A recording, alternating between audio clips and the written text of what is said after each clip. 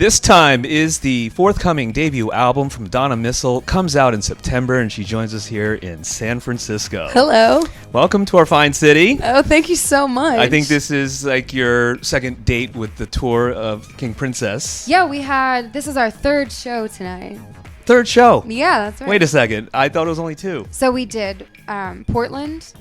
I think Seattle was first, and then Portland. And last night we played at the Rickshaw You were Stop. scaring me because I was talking about the two shows in San Francisco. Oh, I'm sorry. No. Yeah, this is my second show in San Francisco. Yeah. How'd it go yesterday? It was awesome. San Francisco really shows up. Like, it's such a good crowd. Everyone was it's just a really passionate young group of people that show up for King Princess, and I've just been really, really lucky to be a part of that. Yeah.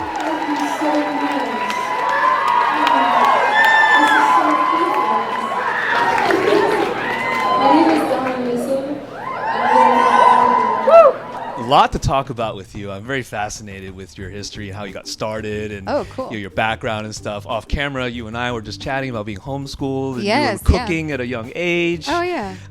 But the bullet points are that your dad owned a recording studio. Yes. For the longest time.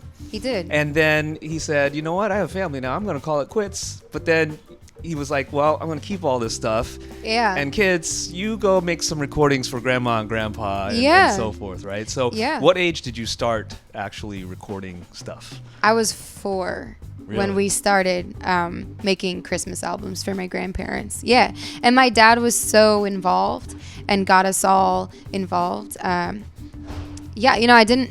I didn't know at the time what I had at my disposal because I was such a young kid, but he had such great equipment, and now being older and having spent some time in studios and seeing how lucky I was to be around those microphones and those instruments. It was such a makeshift space. He really threw it together, but yeah, that was when I started singing, and those were my first memories of being in the studio environment. You were bartending for quite some time, and you were doing this music on the side.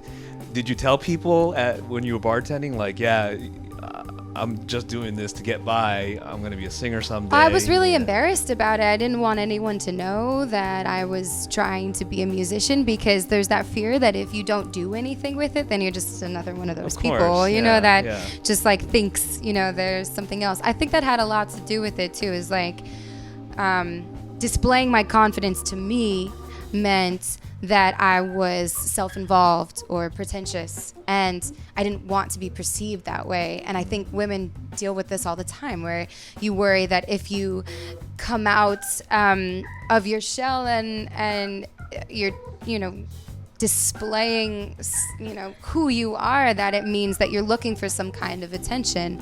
And it was a big hurdle for me to get over that. But yeah, while I was bartending, I tried to keep it from people as long as I could. Debut albums are always a culmination of a lot of time before absolutely other people hear it. Oh yeah. So Keep Lying, we know, is quite old. Yeah. Right. But it's gone through iterations though as well. Yes, that's right. Right. Well, I joined forces with this amazing label, and I'm on Harvest Records. The record will be coming out on Harvest Records, and I just had the opportunity to recut the song because they wanted to give it a new life. They wanted to re-release the song, and at that time I was in the middle of making my record. I was making it with my producer Tim Anderson, and we were in the midst of that process. And I wanted the song to exemplify the sonic structure that we were creating for the album. So I felt it was only right to redo it and do it with all of the people who made the record with me. So that was really special. What have you learned with the collaborations that you've done? You just named a few people there, and of course people will then Google you, and then they'll see that you did something with Macklemore. Oh yeah. Right.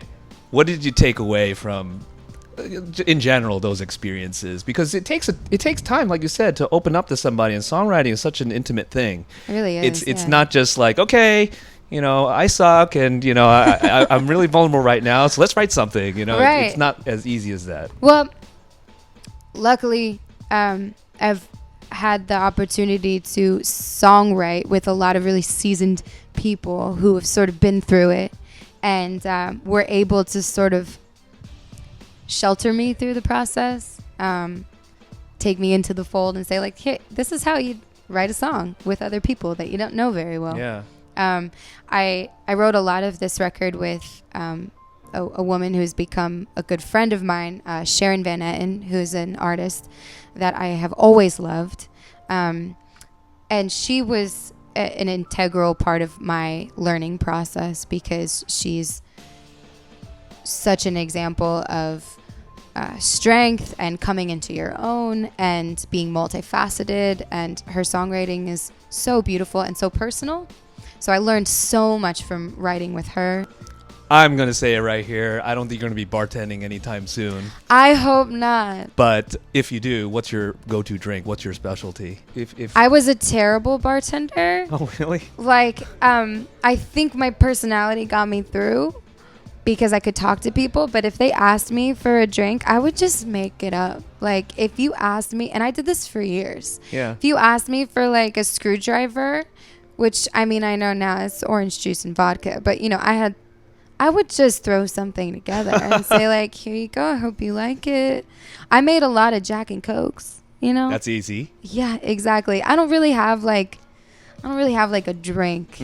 So if the bunch of kids have that one person just turned 21 and be all like, all right, she just turned 21, give us your specialty. Right. You would just glop together a whole I would bunch just of... throw something together and just say, happy birthday.